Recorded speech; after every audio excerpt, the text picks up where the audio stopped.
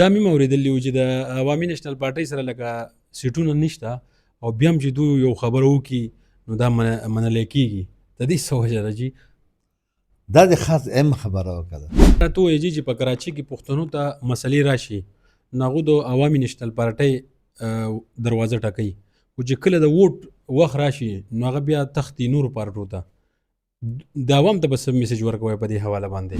استاد دعا پکار ده که زه توام که کوم کار موږ په رضا نه کېږو په زور هم کولی شو. دا طاقت موږ د خدای راکړی دی انشاءالله دې پارټۍ ده.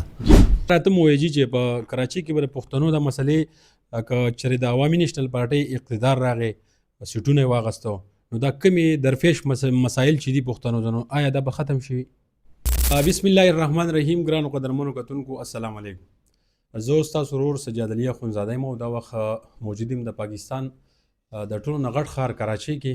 راسره ډېر موسټ سینیر عبدالکبیر کاکړ صاحب موجود دی چې د عوامي نیشنل پارټۍ یو موسټ سینیر رهنما دی. په کراچۍ کې د پښتنو ماشاءالله ډېر زیات خدمت کوي، د پښتنو لپاره منډه ترړه وي.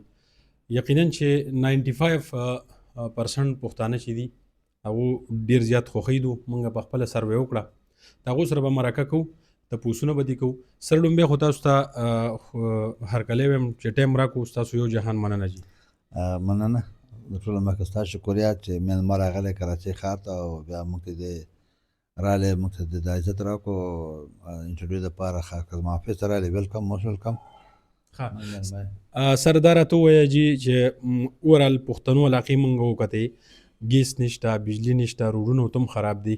په دې حواله باندې به تاسو څه ویل غواړئ؟ بسم الله الرحمن الرحیم. د ټولو نه مخکې ستا شکریه. بلکل ته راغلی ودې کتو په دې کراچۍ ښار کې د پښتنو په علاقو باندې چې کوم حالت دی تا ولیدو. ګیس نشته، بجلي نشته، اوبه نشته، روډ نشته، امن نشته، سکول نشته، اسپتال نشته، کالج نشته، یونیورسټي نشته. حتی چې د دې پورې چې زما پی آر سی ډومیسایل هم اوس نشته چې زما د بچو د مستقبل مسله جوړه ده، تعلیم مسله جوړه ده. چې ستا پی آر سی ډومیسایل نه وي نو تا ته اډمیشن هم پرابلم جوړېږي په دې ښار کې. نو دا ډېرې مسلې دي، دا اهم مسلې دي. موږ د پښتنو د آبادۍ سره ظلم زیاتی روان دی، تپوس نشته. نو په دې خبره باندې چې کوم تا وکتو حالت یې وکتو موږ خپله خدای شته کور په کور ګرځو د هغه خبرې دپاره چې د خپل حق دپاره خپل آواز اوچت کړو او د خپل پښتانه وروڼو ته دا خبره موږ کوو چې تاسو راوځئ د خپل حق غوښتل چې دا ضروري دی. ولې ورځ په ورځ په موږ باندې تیاره غوړېږي، رڼا نشته. نو څه زموږ د دې چې زموږ د شرافت نه یا زموږ د حالات نه دی ناجایزه پیدا شي. او بله خبره هم دا درته کوم ستا د میډیا په توسط سره ولی خان بابا به یو خبره کوله د حق پسې به وځي، حق په تا پسې نه راځي. موږ خپل حق پسې ور وځو انشاءالله. او زموږ بنیادي حق دی که نه، دا دی چې موږ چا نه زور د بل څه نه. زما حق دی، زما بنیادي حق د اوبو بغیر خو تا ته پته شته یو میږی هم گزاره نشي کولی. زه به څنګه ګزاره کوم؟ نو بلکل تا ولیدو، تا خپله دا خبره وکړه. نو اوورال پښتانه چې د کراچۍ دي تاسو خوښوي ډېر زیات. د دې څه وجه ده؟ او تاسو چې کوم پروګرامات کړي دي دې نه مخکې هغه هم ډېر په کامیابۍ سره چې ځینو شوي دي، د دې څه وجه ده؟ بس دا د دې محبت دی. دا ته عوام نه تپوس وکړه. وایسې چینج په کار دی، خلکو ته په کار دا دی چې یاره دلته ته زموږ اواز د چا په ځای پورې ورسېږي. نو بس دا د دې مینه ده د موږ سره او موږ خپل محنت سره کړی لګیا یو چې موږ وس کېږي هغه ورسره کوو. یعنې موږ د دې عوام هم خپل وس نه دی پټ کړی. خپل چې کوم خدای پاک ته طاقت راکړی یا په موږ کې څه استطاعت د ایجاب اواز رسولو په وجه باندې عوام موږ سره په رابطو کې زه سره په رابطه کې یم.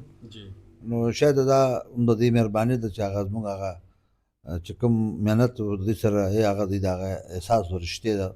پښتون قوم یا موږ څونه خلک دي د الحمدلله بس هغه د دې سره رابطې به وي نو موږ سره مړه وو به شاید د دې وجه به مې او بل داسې محبت به نو څه شک نشته د خلکو. دلته کې تاسو له ډېر خلک ډېر پښتانه راځي دي دفتر ته، تاسو له باقاعده دفتر کولاو کړی دی، کسان راځي مسایل تاسو ته وړاندې کوي. نو آیا دا مسلې چې د پښتنو څومره دي دا حل کېږي؟ تاسو یې حل کوئ که نه؟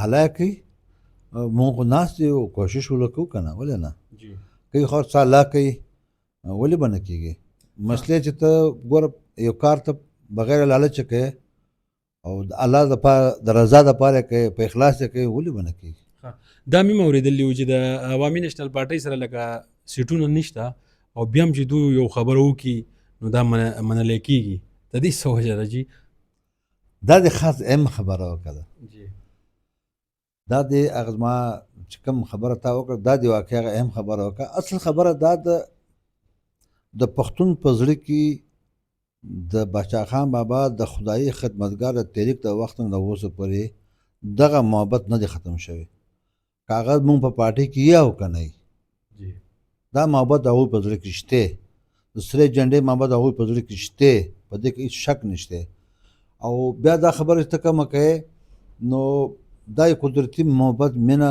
چې کوم د عوام په زړه کې دا ته چې وایې دا شته د دې نه څه انکار خو نشته خو چې مونږ د هغه قدر هم وکړو که نه اصل کې دا مونږ دا ملګري د هغوی مونږ هغه قدر نه دی کړی او بیا چې دا کومه د دا سرې جنډې په دې کراچۍ ښار کې یا په پاکستان کې تاسو به لیدلي اوس یو د عمران خان په دور کې چې زموږ په ملګرو باندې چې داسې یو قدغن ولګېدو نو زموږ خلک هغه خبره ته وشو نو هغه فورا هغه خبره دوی د ورلو باچا خان مرکز نه معافي واخیسته نورو خلکو سره خو داسې بیا نه دي شوي خو خپل یو هغه مونږ اصل وجه دا ده چې دا مونږ په خلکو یا مونږ په پارټۍ کې خاص کار دغه معاملات نشته چې کرپشن نشته شکر دی مونږ پارټۍ کې دا خبره ده او مونږ په پارټۍ کې د کوم اخلاص کوم محبت د پښتون ورور سره شته د یو پارټۍ سره ماغه نشته نن تا ته ښکاري په پښتونخوا کې وګوره چې کوم 15 کال د اداروتي دور په پښتونخوا کې یونیورسټیانې جوړې شوي دي کالجونه جوړ شوي دي دغه شان چې کوم دی سکولونه جوړ شوي دي روډونه جوړ شوي دي هر ترقیاتي کار شوی دی باوجود د دې چې یو شپې قرضه پیم نه او باوجود د دې چې حالات هم ټیک نه وو باوجود د دې چې هلته هر وخت سیلابو مسلو په هغه زمانه کې نو بیا د هغه بعد ته وګوره چې دا اوس د پی ټي آی حکومت 14 کاله کې 900 په بره قرضه ده په یو کار د دور پیغه نشته نه یو یونیورسټي جوړه شوې نه یو کالج بلکې هسته بند شوي دي نو دا ګوره دی نه دی چې اوس هغه د کور نه پیسې راوړي دي نه اصل چې کوم خدمت یا حق و هغه د خپل ورور پر ورسول نو دغه شان په کراچۍ کې هم د الحمدلله موږ په اقتدار کې نه یو الحمدلله زموږ هغه خپل حق چې کوم د پښتون لپاره اواز اوچتول دي هغه زموږ پارټۍ کوي خو بدقسمتي دا ده بخښنه غواړم چې زموږ د قیادت فقدان شته هغه قیادت چې کار کول دی هغه نشته واقعي دا مې اورېدلي دي چې ستاسو د شاه سید صاحب د اختلافات دی په منځ کې نو دا په څه وجه دی او دا به څنګه ختمیږي هغه اختلافات وجه هم دغه یوه ده تا چې کوم اوس خبره وخت وکړه که نه خدمت خبره ده شاه صاحب زما نور اختلافات نشته نه زما د هغه سره پټۍ شریک دی نه زما د هغه سره تربورګي چورته هغه ده هېڅ هم نور نشته دا د پارټۍ اختلافات دي د پارټۍ اندروني خبرې دي په دې باندې ما سره معاملات سره کوم دي او بس په هغه اختلافات باندې زه ورته هم د هغه وایم چې راسته میدان ته خدمت کول دي دا کار کول دي نو دی هغه ته چې مطلب د هغه دی چې ته ولیکئ نو خو دا مطلب چې اختلافات نور وجه خو نور خبره نشته او نور زما د سر ذاتیات نشته چې زما د خپله ذاتي خبره ده سوای د دې چې د پارټۍ کوم موږ د کار کول دی هغه نه کېږي دا کوم حالت چې اوس تا وویلو که نه دا زمونږ د نه کولو د وجه نه یا د دسپلین نه کولو د وجه نه دا خبرې روانې دي تا ته یوه خبره بله وکړم دلته د سرې جنډې خپل روب دی په ادارو کې په محکمو کې په مختلفو ایجنسیانو کې نو هغه مونږ خپل هغه طاقت چې کوم دی هغه استعمال کړی نه دی چې مونږ له پکار دی یا کوم مونږ له کول دي نو ځکه دا معاملات ورځ په ورځ بړاویږي او د ټولو خلکو سترګو مونږ ته دي نو دغه ټیک ته زه منم نو مونږ د ناهیلي ورته وایه یا د کار نه کولو ورته وایه موږ ناجایزه پیدا زموږ د کارکنان پی ټی آی طرف ته یا پیپلز ته یا بلې پارټۍ ته چې راغب شوي دي هغه وجه هم دا ده چې موږ هغوی ته توجه کم ورکړې ده. دا راته ووایي چې په کراچۍ کې پښتنو ته مسلې راشي نو هغوی د عوامي نیشنل پارټۍ دروازه ټکوي خو چې کله د ووټ وخت راشي نو هغه بیا تښتي نورو پارټو ته. د عوام ته به څه میسج ورکوئ په دې حواله باندې؟ دا یو بدقسمتي د عوامو یو بدقسمتي زموږ د خپل هم ده. څه وایه ټیک وایه. ګوره زموږ پارټۍ یو خبره درته وکړم، موږ په دوکه کې څوک نه ساتو.